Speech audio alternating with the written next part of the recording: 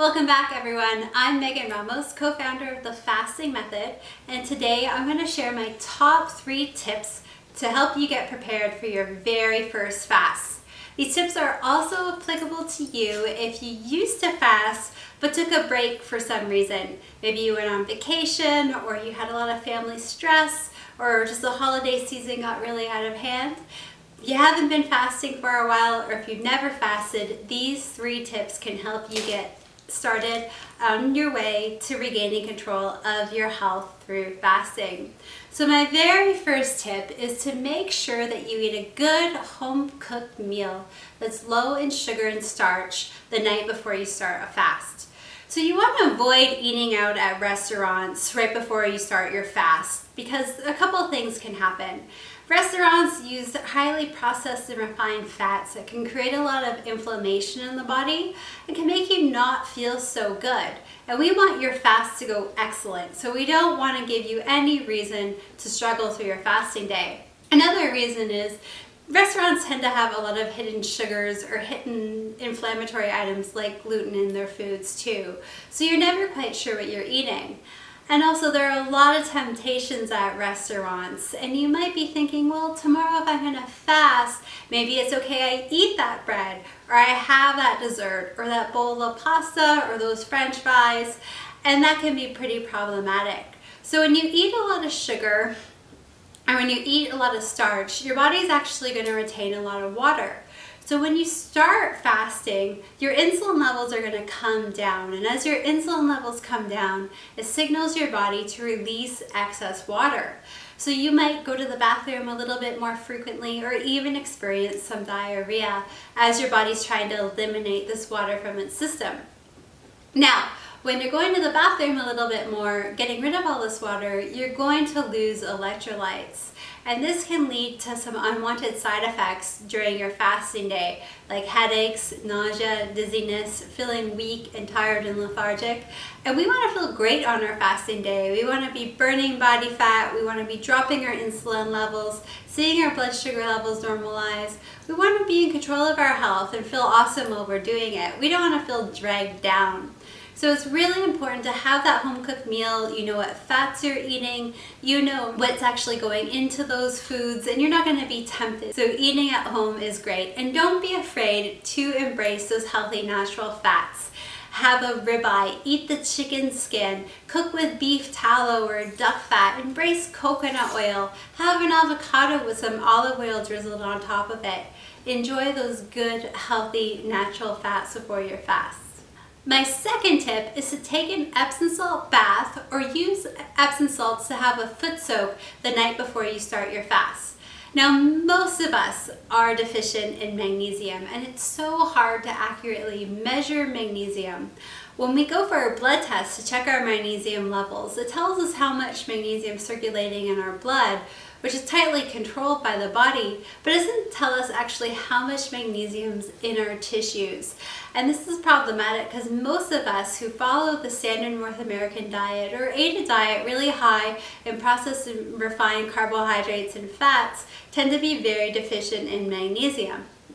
So we already start off fasting with a magnesium deficiency, and then when we start fasting and we start to lose electrolytes through losing that excess water as our insulin levels come down, we might lose more magnesium. And you might experience things like leg cramps when you normally didn't have leg cramps before.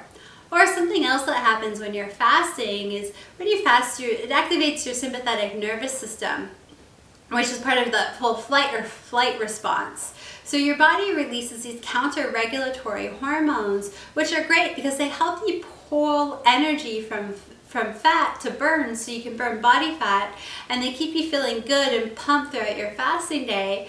But one of the counter-regulatory hormones that's produced is noradrenaline.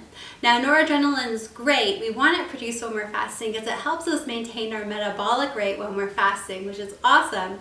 But one thing that it does is it can make us feel like we're ready to party. It can make you feel a little bit anxious, a little bit hyped up. And this is especially problematic in the evening when you're looking to go to bed and fall asleep, and you want your body to be in a calm, relaxed state. So having sufficient magnesium levels can help counteract that increase in noradrenaline and can leave you feeling relaxed and calm before you turn out the lights in the evening time. So it's always best to try to top up your magnesium levels before you start a fast. And the best way to get magnesium into your body is not necessarily through oral supplementation. Supplements like magnesium citrate or magnesium bisglycinate are very popular nowadays, but they're not necessarily the best source of magnesium. They don't get absorbed very easily in the gut. Now, in order to get the magnesium into your bloodstream, when you take the supplements, it's got to be absorbed by the gut. And if you have gut issues, it's not going to be absorbed very well, and instead it's just going to come out and cause perhaps an unwanted bowel movement. We want to make sure that that magnesium is getting through the blood. So when you soak in an Epsom salt bath or soak your feet in a bucket with Epsom salts, that magnesium is absorbing directly through the skin into your circulatory system. So Epsom salts, which are just magnesium sulfate flakes, are easy to absorb directly into your circulatory system. They make a huge difference. So if you're brand new to fasting, it can help mitigate a lot of the potential side effects of fasting. Or if you're just getting back on track, it can help reduce your risk of redeveloping some of these side effects potentially.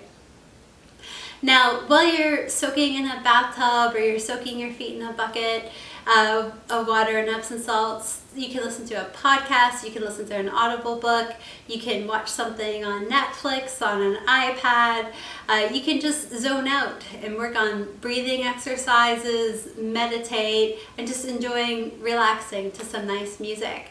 Or you can even read or check out some social media stuff like this YouTube channel and learn more about fasting. My third tip to help you get ready for your fast is to set a timer on your phone to go off every couple of hours throughout the fasting day so you remember to hydrate. Most of us get our hydration through food. That's where we get our water and we get our electrolytes. And we can sometimes forget this on our fasting day. Now, for an advanced faster, for someone who's been fasting for a long period of time, this likely won't be an issue because chances are they've normalized their insulin levels.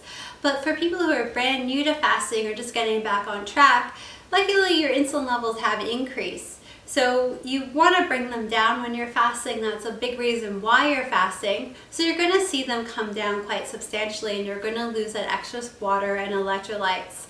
So it's important that every couple of hours you drink some water or you have some water with a pinch of salt. You can have sugar-free pickle juice. You can also have a homemade broth.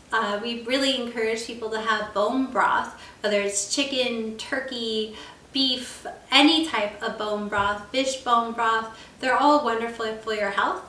If you're a vegetarian or a vegan or just don't like bone broth, you can make a low carb based vegetable broth and add some salt to that and drink that on your fasting days. So it's great to mix up those fluids and add in those electrolytes if you are brand new to fasting or just getting back on track. I know a lot of people aim to just do water only fast, which is great. There's wonderful health benefits of that. And as a fasting expert, nowadays most of my fasts are water only fasts. But even for myself, getting back on track after taking a couple of weeks off during the holiday season, I take it easy getting back into my fasting. I have pickle juice. I might have some bone broth, especially when I make broth from the turkey carcass that's left over for Christmas. It's really yummy and it helps me get back into the swing of things. Now, it's not that I'm eating terribly over the Christmas time, but I'm just eating more often and I'm eating out more, and there's those hidden sugars and those refined fats. So they're going to cause a little bit of inflammation and stress on the system. So when you're getting back into the swing of things, having these tools, having the sugar-free pickle juice, having the broth are great tools to help you get back on track for the first couple of weeks. Well, thank you guys for watching. Please leave any questions in the comment box below, and I look forward to seeing you the next time. If you want to see more videos like this, make sure to click like and subscribe below, and happy fasting!